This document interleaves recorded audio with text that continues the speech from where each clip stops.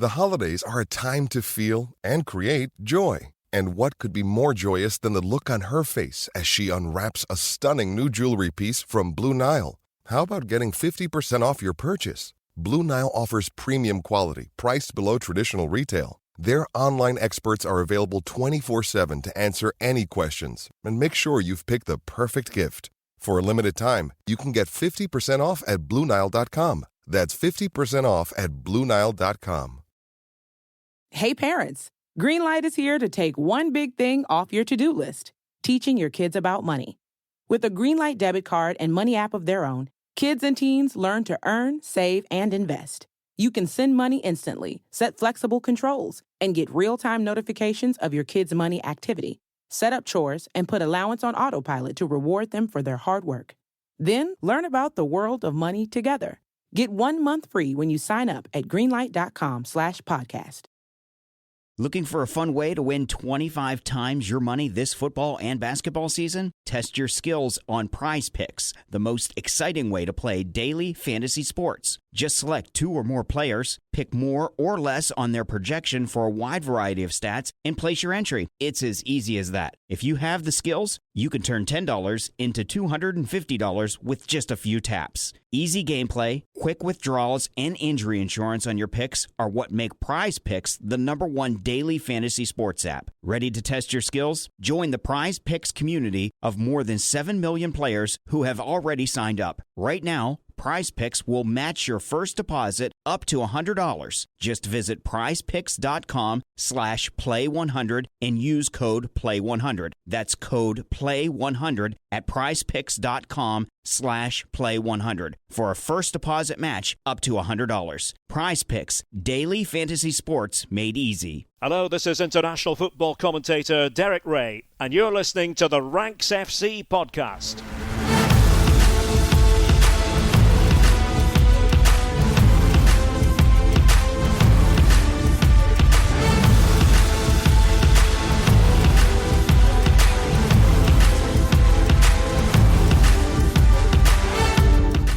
Rank Squad, and welcome to Champions League Takeaway here on Ranks FC after another wild round of Champions League action on Matchday 4. My name is Jack Collins and I'll be your host today, and I'm joined as ever by our Champions League guru, Mr. Dean Jones. How you doing, mate?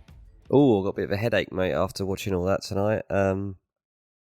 Madness, absolute madness. I was watching the Man United game and I turned it off at 2-0. I switched over to the Arsenal game and thought, I'll see if there's anything else happening elsewhere, because not going to be much to talk about here. Nice to see Man United win, but yeah, I'll come back to this later on. I had to go back and rewind because I missed a little bit of action before it got to half-time. Well, I mean, the half-time that ended up being further along than the rest of the games kicking off for the second half. It was one of those weeks where I was really hoping that obviously on the show, and especially on Champions League Takeaway, we've led with Manchester United, I think 3 of the 4 times of the times we've done this podcast so far, including today. And I was really hoping, or 2 of the last 3, I was really hoping that we could just go, okay, not because I was like, I really want Manchester United to win, because I'm pretty ambivalent in that regard, but more because I was sort of being like, okay, I could just do without talking about United for a week, or without them being the focus of everything. And in a week where Chelsea and Tottenham put together maybe the most chaotic game of football I've ever seen on Monday night, United have done their very level best to actually go and top that. And it feels wrong to start anywhere else. So we're going to have to start with this. Copenhagen 4, Manchester United 3. And Manchester United 2-0 up, 3-2 up in this game. 2 very good goals in the first half. Both ended up being finished by Rasmus Højlund, who was obviously returning to Copenhagen, having played for them. His 2 brothers, twin brothers, play for the club as well, somewhere very close to him. So to score at Parken was probably pretty special for him. Before the game, Copenhagen fans held up a sign saying, "The theatre of your nightmares." It turned out that way. Yeah, it didn't look like it was going to be, but mate, I don't believe in curses, at least I didn't. And now I do, I think. Man United are cursed. That's the big takeaway. There's no other explanation for what is going on. This was a straightforward 2-0 win. And I was like, there is nothing to say here apart from Man United really nice on the break here. Højlund. My takeaway was just going to be back Højlund to score his first Premier League goal at the weekend against Luton. And to be fair, you probably still can do that. But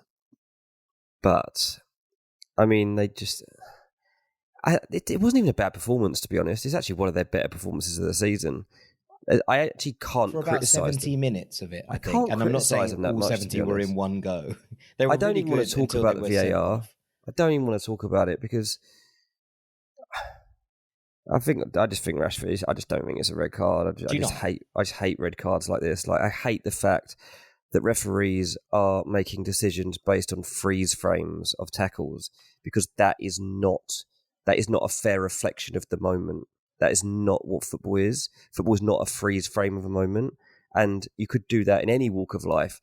I could be talking to another mum in a playground and someone takes a picture of me and shows it to Taylor. Say, oh, look, Dean was chatting up this bird in the playground. And it could look like it, but you're not. And it looks like Marcus Rashford has come up with a horror... Mate, listen to this, right? During the game...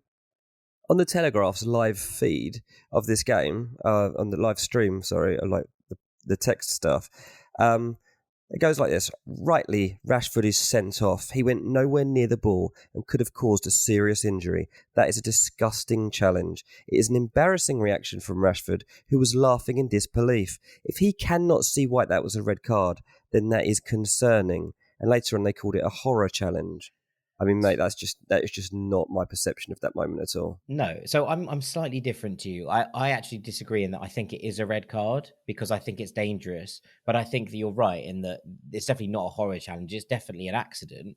But I think that actually when you look at that and you go, that's a leg snapper. And whether he means it or not, I'm afraid I believe that has to be a red card because people always say this. No one's legs snap. People always say this. People's legs don't get snapped. It's nonsense. It was the worst thing I've ever seen. So it's nonsense. Like this used to be like a foul, maybe a yellow card, and now it's like, oh, little bit naughty on his shin there, red card. Why? Why is VAR adamant that we have to have 10 against 11 games now? Like, we're not getting as many goals as we used to get, and we're not even seeing 11v11 anymore. We saw enough goals in this one. Oh, it's driving me mad. Anyway, so then obviously the game turns, and United then flip it back the other way. Bruno Fernandes gets takes his penalty brilliantly. Really, really good. To get them back in it, and then, combustion. But, I mean, I'm going to pronounce his name wrong, but Rooney Badaji? They call him Badaji on the commentary. I believe it's Bargy. Yeah, I mean, he is a Messi clone, isn't he, in this style of play and like the way that he is in figuratively as well at the moment. And that was the last person Man United wanted that ball fall into in the box. His technique was sensational. It was a lovely finish. This is a beautiful footballer. 17 years old. Obviously, there's been talk about him for a little while now. He's making his mark here, and what a moment for him. And he's someone we're going to be hearing a lot more about. So in a match which, yes, will all be talked about because it's another collapse for Man United, another disaster for Man United, etc., etc. Like the takeaway is this boy as well. Like let's not ignore this narrative because. He could play anywhere. Real Madrid, Barcelona, or Chelsea have been linked. Like he really could go to anyone, couldn't he? Yeah, he's very, very good. He's got 10 goals now. I think it's about 1,200 minutes. So he's scoring a goal every game and a half-ish for Copenhagen this season. He turns 18 next week. A week today, he turns 18. He is a very, very special talent. And I think what you're saying there about the way that he came on and controlled the game suddenly, and look, it's obviously against 10, so you have to take that into consideration. But to be thrown in on this stage and just take the game by the scruff of the neck, he was a crucial part of the way that things turned out into the equalising goal, and then he nets the winner. He was absolutely sensational, and he's one very much that people need to have an eye on, a real talent. Yeah. So Copenhagen now second in the group. Bayern Munich are going to win it. They've got 12 points after 4 games. 2 more from Kane tonight. Yeah, 2 more from Kane. 19 now, I think, in all competitions for Bayern. He really does have his eye on that European golden shoe, doesn't he? He's ticking along nicely. You know what? That game was really good. I really enjoyed it. And actually, Gala had some big opportunities in the first half. Bayern weren't at it, really. And then they find a way through Harry Kane. And 2 minutes later, he sets up a move which ends with him scoring the second. And it's like, that's how quickly a team like Bayern can punish you. And I suppose that maybe that's the difference that we're talking about. And I'm going to go on to talk about Real Madrid as well. But that's the difference we're talking about when we're looking at, teams who are up, and once they get a hold of the game, you know that they're going to hang on to it. Now, obviously, Bakambu scores for Galatasaray late on, makes it 2-1. But there was no part of me that was like, Bayern will throw this away. And I think that you're watching the Manchester United game, and obviously they do have 10 men, so again, pinch of salt. But there's nothing about them that convinces me that they are 2-0 up, they will hold on to this lead and win the game. And even when they're playing well, and I suppose that's the difference between the teams that you look at as the elite level and the teams trying to get back there. That's where this falls apart, because there is no way on earth that you think of any of the Manchester United teams, I'm not talking about the great ones that went on and, won everything. I'm talking about sort of even the Manchester United teams of the last 7-8 years. 2-0 up against Copenhagen, I don't think many of them collapse. And I think that's a pretty worrying state of affairs for Erik ten Hag, in that there is just no resilience left within this side, and that's uncomfortable. Yeah, maybe. It's tough. I mean, they can still make it through United. They are bottom of the group. Yeah, this is it. They're not done and dusted here, but they have to go to Galatasaray and win. And we all know what that game represents. We've all heard the stories of these great Manchester United teams going to Istanbul and being like, oh my God, it was like nothing I've ever experienced. Now, it's not the same as it was once upon a time, but it's still a pretty intimidating place to go. And then Bayern Munich come to Old Trafford. Now, Bayern are clearly already qualified. They will probably have 15 points by that point. You're looking at it and going, will they be completely there and completely present in terms of they'll have won the group? Yeah, you hope Kane isn't playing, for example, or whatever. Yeah. But if you're Harry Kane, you're getting the opportunity to go to Old Trafford and kind of rub it in. I think that he's probably taking that opportunity. Yeah, that's the thing. I'm not sure. Bayern, we'll see where we are at that point. Obviously, that'll be the last game of this group. So,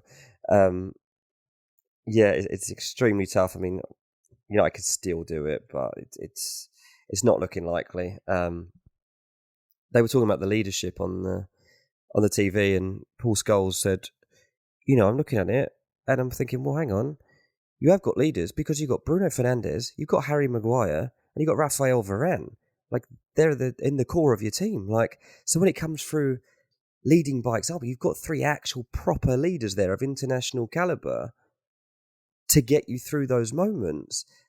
And they just still can't do it. And yeah, it's tough. And I mean, 11v11, they wouldn't have lost that game, but it wasn't 11v11, so they have lost it. And again, they got to get their heads right.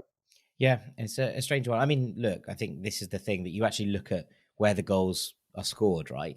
El Younousi scores in the 45th minute. There was about 10 minutes of added time, so you've got to kind of say the last 10, and then they gave away a penalty in the 54th minute or something like that of the first half, and that's conceded. So it's the last 10 minutes of the first half, and then it's 83 and 87 in the second half. That is not a comfortable thing to be reading. And look, again, it's all of, you have to take all of that, especially at the end of it, we'll be like, there will be knackered. They will have run the socks off. And they were brilliant, actually, United, for the first 30 minutes or so, I thought, of the second half, not just hanging on with 10 men, but actually getting the ball down, playing, and actually controlling the game a fair bit. And really taking the sting out of what had been obviously a pretty rousing comeback for Parken. And we know Parken has history of this, right? It's an incredible stadium. It has an incredible decibel level. It really does get behind its teams. So to be able to quiet that and still that and be able to just regain control of the game deserves credit. But you can't be falling apart twice in the last 10 minutes of 2 halves on the trot and expecting to get out of a game at this level. Well, to be honest, or indeed at any level. Yeah, any level, yeah. No, it's fair. It's fair. I don't want to talk about them too much more, but it's all absolutely valid. Yeah. Okay. All right. Let's move on then, shall we? I would like to talk about Benfica, because Benfica lost 3-1 to Real Sociedad in the early kickoff. But more than that, they were 3-0 down very, very early in this game. Real Sociedad scored 3 goals in the first 20 minutes. They then had a goal ruled out for offside that was very, very close. And then they missed a penalty. It could very comfortably have been 5-0 to Real Sociedad at halftime. Roger Schmidt moved to this 3 at the back formation. And I don't think I've ever seen anything pay off less. It was an absolute disaster from start to finish. In fact, he changed it about 30 minutes in. He was like, this just isn't working, and brought on a right back. He was like, nope, can't be doing this, and moved back to a 4 at the back. And to be fair, Benfica did improve. They scored a consolation goal at the start of the second half through Rafa Silva. And I was like, okay, have they got anything about them? But to be honest, it looked more likely that La Real would have gone on and scored more. And Benfica are in a pretty uncomfortable position now. Now, they are still second in the table in the Primera, but they are 3 points behind Sporting, and they play Sporting at the weekend. The last couple of results, you kind of look at it and go, they got a 1-1 draw, not last weekend, the weekend before, against Casapia, where they were a little bit lucky to come out with anything. Fine, they played well against Aruca in the Taça, and then they beat Chaves pretty comfortably at the weekend. But now they are out of European competition in terms of they will not be there in the second half of the season. They are bottom of this group, 0 points. They could still catch Salzburg in terms of the Europa League spot. But right now, I can't see anything that's suggesting to me that the Salzburg will be overhauled by them, especially considering they already have a win on the books against Benfica from the first game. So they're going to need to beat Salzburg and then beat Inter, really, or get a point against Inter to try and get anything out of this. And Inter and Real Sociedad are definitely still going to be scrapping for top spot. So there's that to consider with all of this as well. I'm a bit worried about Roger Schmidt's job. That's my takeaway, is that you have a performance like this in the first half of this. La Real haven't won a game in the Champions League at Anoeta for 20 years. Now, some of that is because they haven't played in the Champions League for a long period of it. But the last time they won a game at home in this competition was in 2003, in September 2003, I think it was, against Olympiacos in their very first Champions League game ever. And since then, it's been a pretty disastrous thing. And even the first game of this campaign, where they played Inter at home, and we talked about that game, and they were the better team, they somehow contrived to only draw 1-1. So for them to come out and absolutely batter this Benfica side in the first half an hour of this game was like, oh, wow. If you just put the pressure on here, if you remind them that, of this kind of unwanted record, and you get an early goal, then you can put a team that might well be better than you. And I'm a big fan of this Real Sociedad side under Ilgasil. But when you actually kind of look at it, you go, right, that stadium is going to be nervous. They're on the brink of qualification for the last 16 for the first time. You've got to put them under. And Benfica was so meek, and they were so weak at the back, even with 3 centre halves. I was like, wow, that is really uncomfortable viewing if you're a Benfiquista. And I'm pretty concerned that they are going to be looking for a new manager quite soon. Now, Schmidt should have some credit in the bank. Obviously, they won the Primera last season. They got to the quarterfinals of the Champions League. They were a very good unit. But I don't think we've seen anything like the same Benfica this season. And at some point, they're going to look at that and be like, you're bottom of a group that also contains Salzburg. And yes, Real Sociedad are a good side, but Benfica would have expected to come through in second place in that group. And yes, Inter are fine. Fine, no worries. We're all good with that. But, this is a Benfica side that topped the group with PSG and Juventus in it last season. It's a, Benfica side that has lost Gonzalo Ramos, fine. Has lost Enzo Fernandez in January, but they seem to cope with that okay at the time. And yet, seems to have completely fallen apart at the seams. And I'm not quite sure what the answer is, but that tweak of formation before the game, and then they'll be like, oh my God, that hasn't worked. Change it. Go back to what we know. Is a mark, I think, of a manager who's quite unsure of himself at the moment. And that is never a comfortable thing at the Luz, where there is so much, there's pressure to succeed every single year. Benfica are one of those sides where, anything but winning the league is kind of it's just not good enough. It's a little bit, between, I think, especially Benfica and Porto, and look, Sporting have returned to the top table in recent years, fine. But between Benfica and Porto, the expectation is that you win the league every year in the same way that it is with someone like Rangers and Celtic. And anything but that, or a really impressive run in Europe, etc., is just not good enough for these fans. And right now, it just doesn't look good enough in front of Annie Stead. No, it's funny, the kids were having their dinners. It was obviously the early kickoff, and had it all in the kitchen. And Taylor was like, I was like laughing when the fourth, but what turned out to be the third goal, because one of the middle ones was ruled out, but like the fourth one went in, and it was like 20 minutes into the game. So it goes 3-0, and I was like, this is unbelievable. And Taylor was like, I thought you were watching highlights. I was like, no, this is an actual game. Like, this game is happening in real time. She's like, but there's a goal like every 5 minutes. I was like, I know. This is incredible. Yeah, I mean, the holes at the back of that Benfica defence were ridiculous. I thought Sociedad did really well to exploit them, but yeah, look, the crowd are obviously in a rhythm as well. I mean, they're doing a Poznan and stuff like 10 minutes into a game. It's a nice place to be when you're in that sort of mood. But yeah, there was no way Benfica were getting back into that match. I mean, to be honest, I'm surprised that the scoreline was not extended and that Benfica managed to come out of this with a 3-1 defeat. Because, as I say, looking at after 20 minutes, I was thinking this is going to end up 6 or 7-0. Like, they've really got to pull themselves together here. And well, I don't know, you have to tell me, they either took their foot off the pedal or Benfica did somehow improve a little bit. A bit of both, I think, is probably the answer to that. But it felt like Real Sociedad had gears to go through if they needed to go through them, and they took off pretty much the whole front three with that 30 minutes to go. That's never a good sign if you're Benfica. And, there was some substitutions from Schmidt, which were like, okay, we're putting up the white flag here. We're just going to try and keep this as damage limitation, and that's a little bit uncomfortable. Yeah. All right, last takeaway from tonight. How many times have we put in the headline Bellingham the boy this year? Oh my goodness, did he do it again?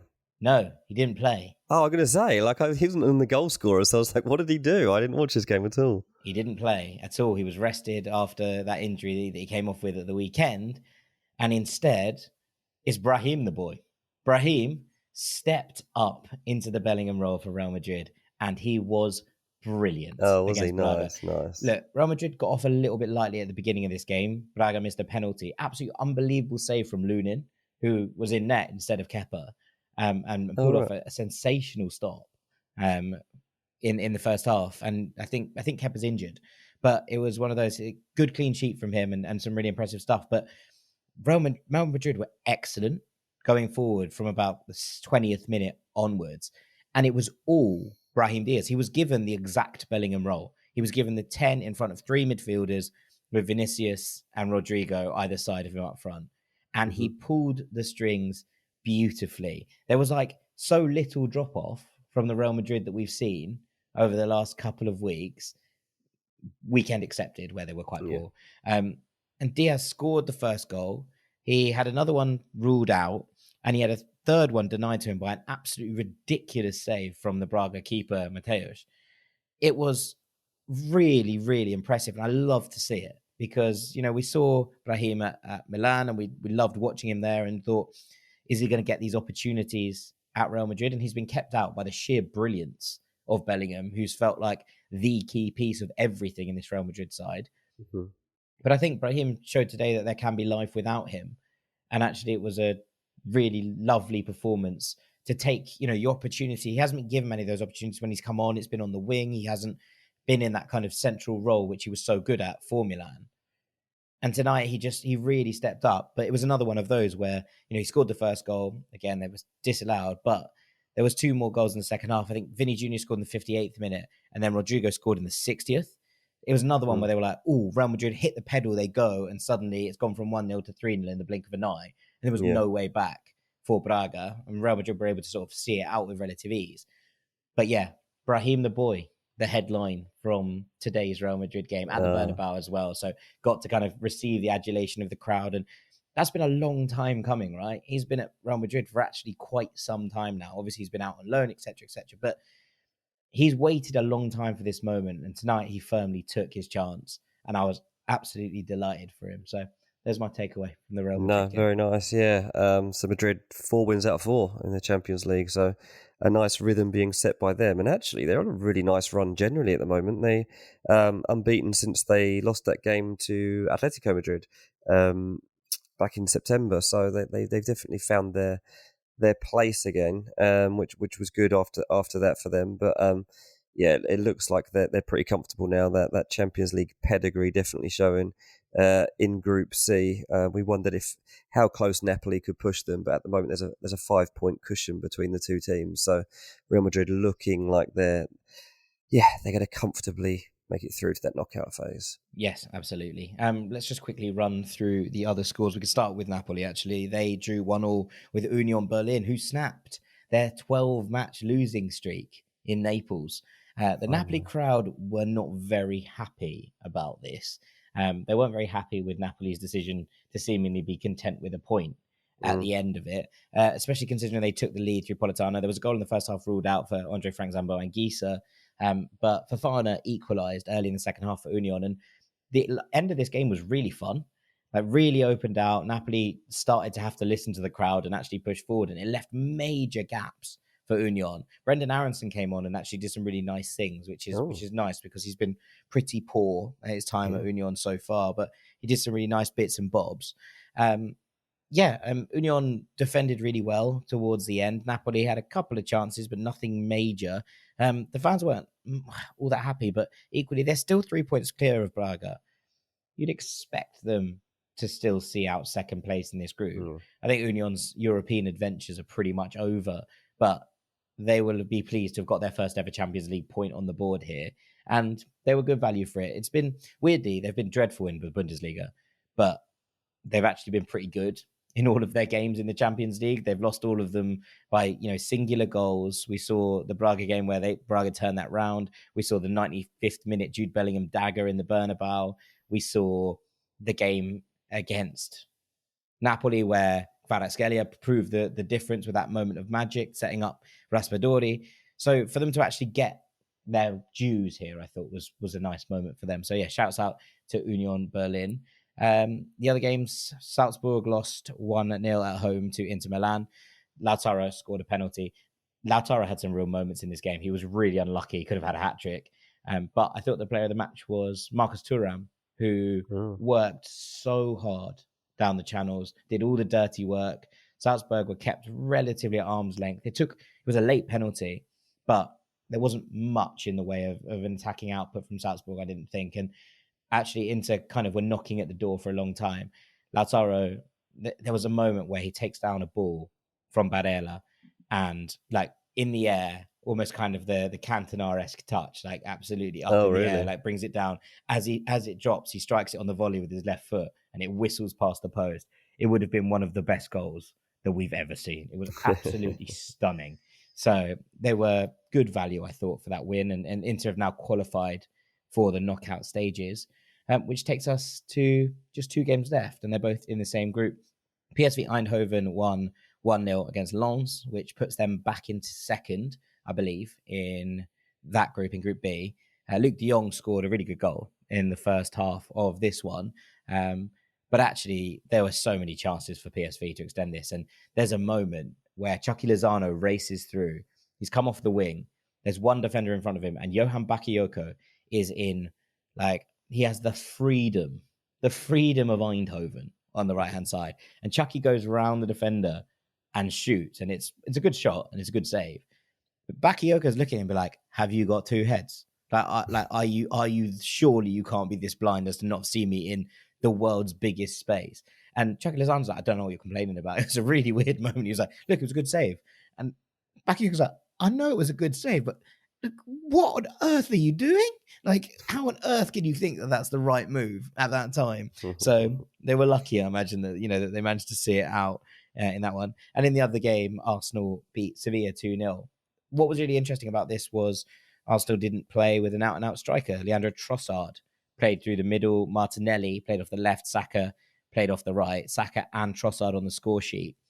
Really impressive, I thought, from Arsenal. They were really kind of in cruise control. And considering they were without Gabby Jesus, who was the difference in Seville a fortnight ago, actually the way that this front three worked, and they dovetailed beautifully together. The Saka goal is really, really lovely. It's a really brilliant bit of skill from Saka to cut inside and finish it off.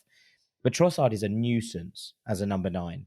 And I would not be surprised if we see this rolled out for a little while whilst Gabby Jesus is missing, because there's just so much more dynamism about them when they have a front three that are able to sort of interchange like this. And, it was on full flow tonight. Kai Havertz, in the absence of Martin Odegaard, took a little bit more control of the game, was very unlucky with it, with a brilliant shot that whistled just past the post as well. I thought this was one of Havertz's better games in an Arsenal shirt, and just having that freedom to do the things he liked felt like a really nice moment for him. So, yeah, good from Arsenal at the Emirates. Very comfortable, just, in control of this group now. And I think that you kind of look at that and think, yeah, they're where they need to be at this point in the campaign. And especially after a disappointing result at the weekend, bouncing back here with a rotated team, very good. Very good from Arsenal. Very nice, very nice. Yeah, need to catch up on that one actually. But yeah, Arsenal looking good back in the Champions League, and they'll be very happy to be top of Group B right now. Like, this is exactly what they needed on their return. Yeah, absolutely. All right, in part 2, we're going to be talking about all of Tuesday's action. Don't go anywhere. Welcome back to Ranks FC, where we are working our way through this week's Champions League action on Champions League Takeaway. And off we go now to Tuesday's games. And then Tuesday gave us a return of the group of death: Borussia Dortmund, AC Milan, Newcastle United, and Paris Saint-Germain, the one that we all picked out at the start of the tournament. It's safe to say that this group has delivered on its promise of being absolutely chaotic. Yeah, it's F for fun, the group of fun, not the group of death, because Press F to pay respect. This is topsy-turvy. I mean, there's not loads of goals involved in this group, but it's all over the place, and it's wide open. So, look, AC Milan came from behind to beat PSG 2-1 at home, a really important win for AC Milan that gives them a totally new outlook and their best performance in the Champions League so far this season. The real big takeaway from that one is really, this is what happens when Rafael shows up. Like, this really is, like, when the guy plays at peak Leao, they produce performances like this. Like, he's unstoppable when he's like this. And it is just amazing to see. Like, scored a lovely overhead kick. It's the build-up to that goal, right? The way that he takes the ball is that Napoli-esque drive from last year's competition, where he just takes the ball at the halfway line, beats like 2 men, slides it out, and eventually gets on the end of it. It's just and eventually glorious. He's the one that finishes it. Yeah, exactly that. Picks up in his own half and just goes for goal. And so there's that. And then there's this other narrative of Olivier Giroud going strong, a thumping header to win the game. Like, this guy, he's just so good to have in your team. Like, Giroud is just still so fit, so dependable, still so in love with the game. And it was just a massive result for AC Milan to come through it. But ultimately, yeah, it feels like when Rafael wants to turn it on, he can just turn it on. I just want him to do this every single week. I know that that's easier said than done. I totally get that. And this was PSG. He's done it against one of the best teams in the game. But yeah, that's going to be the difference, I think, between Milan making it out of this group and not. It's going to come down to Rafael Leao. AC Milan currently on 5 points in this group, and that puts them third in the group. And their next match will be against Borussia Dortmund, who currently top the group. Borussia Dortmund saw off Newcastle United on Tuesday night, and their big takeaway from that one is basically that Newcastle, their legs are falling off, I think. This team is exhausted and they are dropping like flies at the moment. I felt a bit sorry for them. It ended up Borussia Dortmund 2, Newcastle 0, goals from Füllkrug and Julian Brandt. But Newcastle did have opportunities in this game. All of them fell to Joe Linton. Remember, he was signed as a forward. He ain't a forward. It was the last person he wanted these chances to fall to. Yeah. So it was an unfortunate night for Newcastle. It was also not one of their better performances at all. But Borussia Dortmund making the most of the opportunity, as I say, and they are top of the group. But I'm not sure really what to read into it. As I say, like Borussia Dortmund top on 7 points, Newcastle bottom on 4 points, but still with some hope that they can actually make it through this group. Newcastle will play against PSG next away. I don't think I can back them in that game based on what we're seeing right now and the fact that they've still got an international break and 2 tough games to come between now and then, because they already look so leggy. I'm starting to be concerned about the depth of the squad, but look, maybe they'll prove me wrong. That was going to be my point. I was going to say that Newcastle just look absolutely exhausted, and Eddie Howe said it. He was like, maybe this game just came too soon for us after what was a really draining performance at the weekend where they beat Arsenal. Obviously, that took a lot out of them, and it really showed here. They just weren't at it at all, Newcastle. And you're right, there were opportunities that fell to Joe Linton, and that's obviously not the man you want them to be falling to. Livramento was brilliant, I thought. Played in like 3 different positions, was kind of brilliant in all of them. But there was a lot of poor performances in this Newcastle team, and I think a lot of them will look at this and be like, that was not the showing that we needed to give, because I think that there is one thing. Obviously, Newcastle have already beaten PSG. They hammered them at St James's Park, and so they will take that and go, okay, there's sorts of choices to be made, and there are opportunities to be had. But I think that Luis Enrique wasn't quite there with this PSG team at the time that they played Newcastle. And whilst they lost yesterday to Milan, they looked far more complete than they did in that game at Newcastle. And I think that on another day, PSG win that game. I struggle unless Newcastle can pull some real irons out of the fire in terms of players coming back from injury and coming back at full throttle, that they're going to be able to keep this pace and this relentless attitude that they have up with this many games in quick succession. Yeah, no, that's exactly the fear. What I will say is I am cautious about writing Newcastle off, because they've got an unbelievable mentality and incredible togetherness, great fitness levels, and a great style of play that they are all in tune with already. And this is why they brought in the likes of Lewis Hall and Livramento, was to just have young guys ready to come in for a moment of need, and they've got it. And those guys are extremely good footballers. I do think that for the first time we are seeing like the absence of Tonali, how that could hit Newcastle now. That is going to be a blow, I think. But yeah, Newcastle are up against it in that group now. But it's still wide open. And as I say, the Group F is the group of fun. Yes, very much so. It's been lots of fun, and I've enjoyed it immensely. Right, okay, let's talk about some other things. I want to talk about Antoine Griezmann, because a lot of people will look at that 6-0 win over Celtic and say, oh, Griezmann got 2, and so did Alvaro Morata.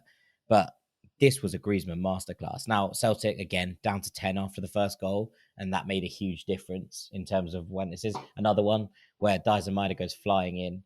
He connects with the player. I think it's a red card. Brendan Rodgers didn't. I think he's wrong, unfortunately. I think you can't go flying in like that. And the way that he connected with his opponent was dangerous, and he had to walk. And it's a shame for Celtic, because Maeda looked like the only player really capable of causing any sort of damage to Atleti before he was sent off. But Griezmann ran this game. He scored the first with a little volley that took a deflection from the edge of the box with his first shot. He then nearly set up Rodrigo Riquelme for the second, and was saved well by Hart, where he went through. He creates this second goal, and he won't get credited with the assist, but he picks the ball up about 30 yards from goal, and he plays the most ludicrous pass, a diagonal 30 yards into the path of Jose Maria Jimenez, who heads it back across, and Morata scores. So Jimenez would get the assist, but it was all Griezmann. Absolutely all Griezmann. And he then scores a sublime third in the second half, where he takes a volley, and then he's withdrawn to a standing ovation. I know I complained about where he stood in the Ballon d'Or standings the other week. It is a joke. He is arguably the most informed player in the world right now. And like, there are very few teams that can do anything that when Griezmann's in this kind of form. The kind of flip of that is that Celtic completely and utterly collapsed. Let alone Celtic. Well, no, this is the thing. So, like, at 3-0, I was looking at it and being like, there's nothing you can kind of do about all 3 of those goals. They're brilliant goals. The latter 3, I mean, look, Lino's goal is excellent. He bends it into the corner. But the goal that Saul scores, the 6th of this, is the most embarrassing, comical defending I think we've seen in the Champions League this season. That's saying something considering some of the things that Manchester United have offered us. It was comical. Joe Hart's in his net. He pushes the ball into the roof of the net when I think he thinks he's pushing it over the bar. There is like 3 players in the box who could probably get to Saul before he's able to get a shot away. It's absolutely atrocious. And Brendan Rodgers said this wasn't, a representation of this Celtic side. And I agree with him in that regard. I think that Celtic are much better than the account they gave themselves at the Metropolitano. And we saw that at Celtic Park when they drew with Atletico Madrid a couple of weeks ago. But this was comical in the end and really, really not good enough. And Celtic will not be playing in European competition come the spring. No, I mean, it kind of is a reflection of Celtic because they haven't got that quality that they need to make a mark on this level of competition. It's all very well keeping themselves ahead of Rangers in Scotland, but if Celtic are actually going to be competitive on this stage, they need to start investing in better quality now because Maeda was the one you can't afford to lose. And as soon as he was gone in that game, it was game over. I feel really sorry for Celtic fans that had gone to Madrid for that game because, no matter what, you go to a game like that with some optimism and some hope. And especially after the performance a fortnight ago, right? Where they probably should have won the game. It's completely gone with that red card. It's just like, it's very frustrating, the manner of it all. And I just feel like Celtic need to decide how they level up this squad and what they do with Brendan Rodgers. Obviously, he doesn't have a great European track record, does he, really, Brendan Rodgers? Not with Celtic nor Leicester. To be honest, very few Celtic managers in the last 20 years do. Right? Yeah, I mean, Ange didn't even do well, did he, in Europe? So it's something that is kind of become the norm that Celtic can't compete. But when you're up against Griezmann and Morata and stuff, it's going to be even more difficult, obviously, when you're already a goal behind. Then you go down to 10 men and you've still got like 70 minutes to play. Yeah, 100%. Okay, my last big takeaway is that Barcelona lost 1-0 to Shakhtar Donetsk in Hamburg.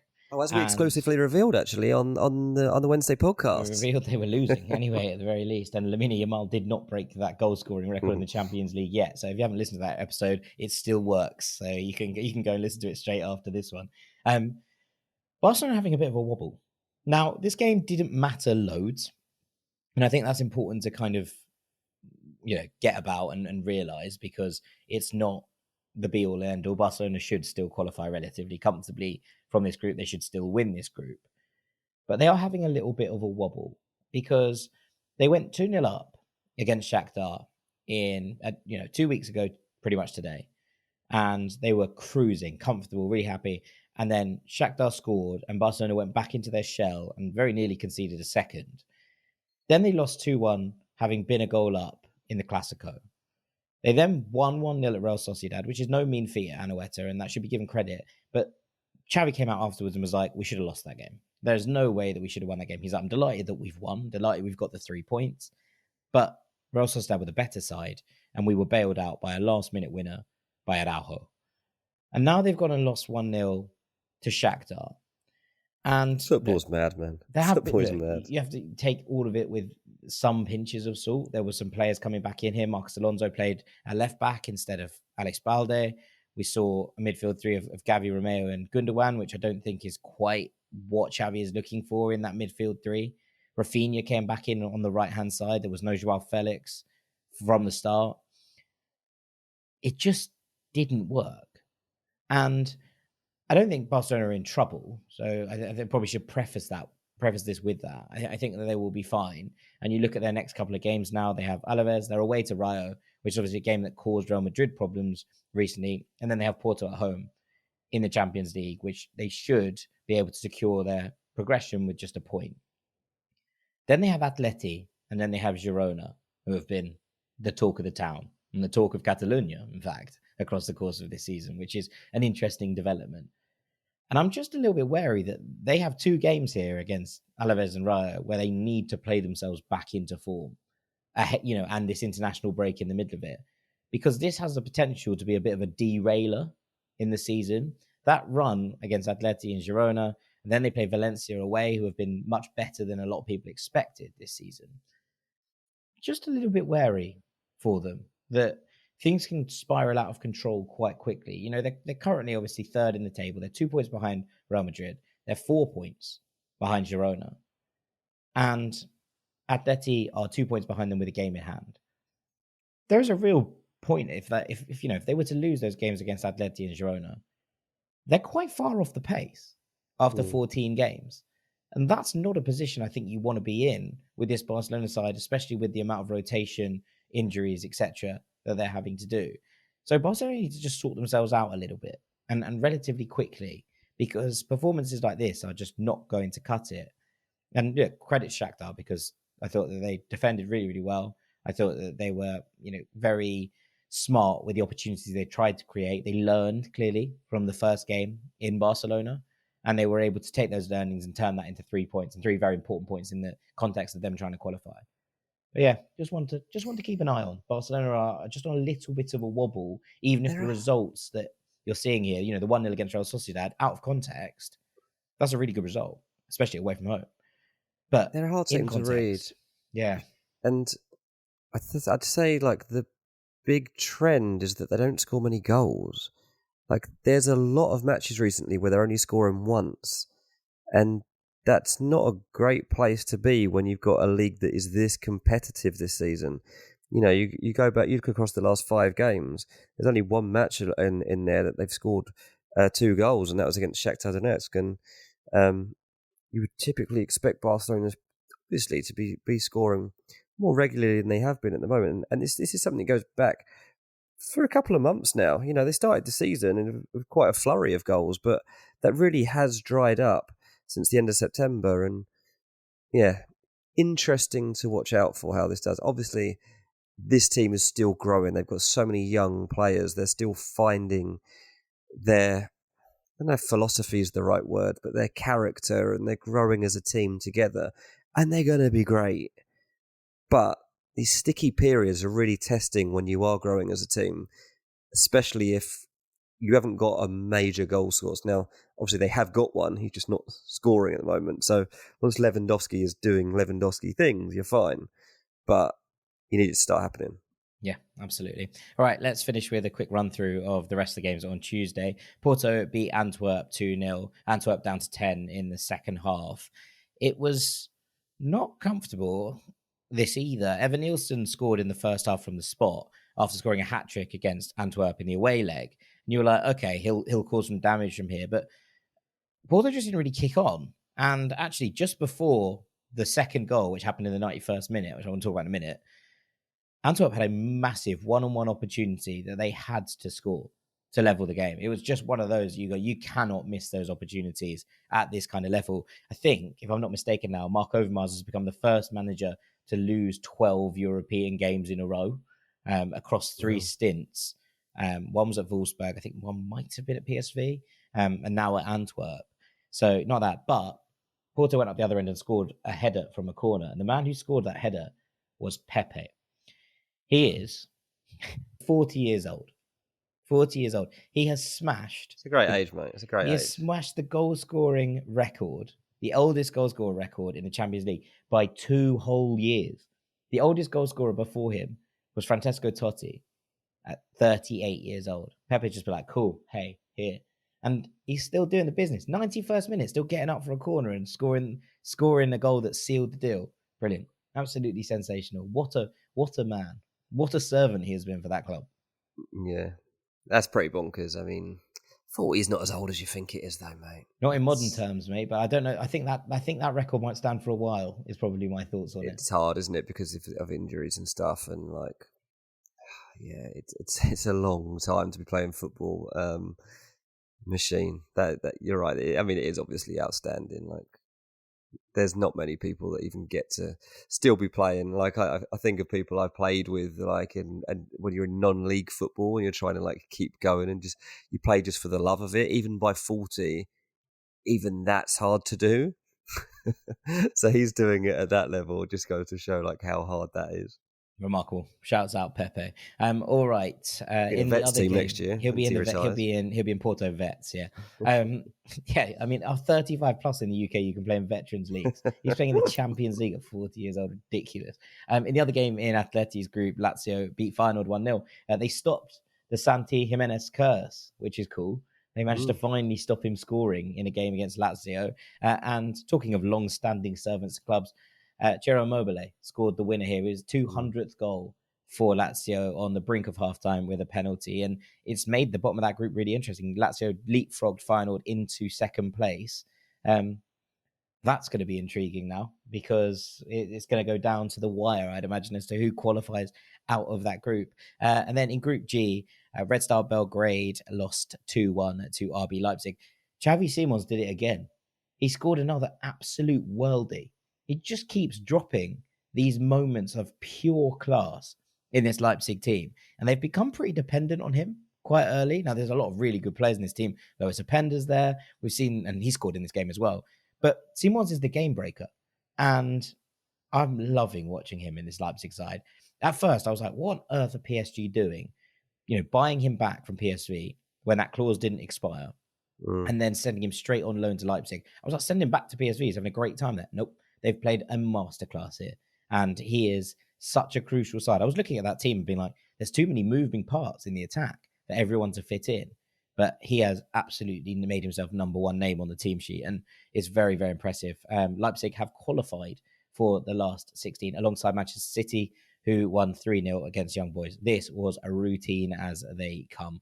Haaland scored from the spot in 23rd minute. Foden scored a brilliant goal just before half-time. And then Haaland did do an interesting thing. He scored from outside the box for only the third time for Manchester City. Oh. Scored an absolute screamer as well. The funny thing is that Young Boys then had a player sent off and City just didn't really press home. They were just like, that'll do. 3-0. Everyone's happy. We're not going to embarrass anyone. They didn't do the Atleti. They didn't go for the throat. They just sort of let the game play out. But some really impressive performances, I thought, from Mateo Kovacic and Mateusz Nunes, which was interesting because it means that both of them are now clearly ahead of Calvin Phillips in the pecking order. He came on, but only once the game was completely done and dusted. And I think, we've seen Pep talk about the fact that Nunes in particular has struggled a little bit with the way that City play, but we saw some of the things that Pep clearly really liked in him. And obviously City were tracking him when he was at Sporting, never mind when he was at Wolves. So that move wasn't a huge surprise. But, some of the comments where he was like, he doesn't quite know how to play with us yet. And his final ball's still not there. But some of the driving runs and actually quite a lot of the defensive work he put in the midfield, very, very impressive. And it was his first real, I'm here performance at City, I thought. So, yeah, shouts out to Mateusz. Very good. Very good, mate. There we go, mate. That's the lot. That's all 16 games. One more thing, mate. I just noticed that Sam Ty, our old friend, was having a conversation with someone on Twitter about a Copenhagen goal scorer from tonight. And somebody was chatting to him and said, yeah, but Sam, can you pronounce his name though? And Sam said, well, this is how the commentator was saying it. And the guy has replied to him saying, I'm impressed. It's not too bad. The accurate way to say his name is Rooney Bardghji. Bardghji. He said, according to the man himself. Bardghji. Yeah, there you go. So I thought we better correct ourselves right at the end. Thank you. I appreciate you. Fully Derek Rayed me. Yeah, fully have. And I mean, it's very unlike me to get something right. But yeah, there you go. BT Sport, or not BT Sport, was it TNT now, doing the business with their commentary and their pronunciations. Well, there you go. He was born in Q8, so that's potentially where that comes from. It was an interesting. Might just call him Rooney, to be honest. It's going to be a lot easier. Well, you'd imagine what the headlines are going to say tomorrow. Rooney sinks Manchester United. That's the back of the sun for you. Of course it is. I'm going to call him Wazza. Well, whatever you need to do to survive. Well, on that note, I think it's probably time for us to call it a day. So all that's left for me to do is say thank you very much to our pronunciation guru, Mr. Dean Jones. Cheers, mate. I've been Jack Collins, Knave of Hearts. This has been your Ranks FC Champions League takeaway. Thank you so much for listening as ever. There is another episode up from yesterday where we were talking all about records that we think are going to be broken across the course of this season. Worth a listen if you haven't already. We'd very much appreciate it. And we will see you next week, gang. Take it easy. Peace. Hey parents, Greenlight is here to take one big thing off your to-do list, teaching your kids about money. With a Greenlight debit card and money app of their own, kids and teens learn to earn, save, and invest. You can send money instantly, set flexible controls, and get real-time notifications of your kids' money activity. Set up chores and put allowance on autopilot to reward them for their hard work. Then learn about the world of money together. Get 1 month free when you sign up at greenlight.com/podcast.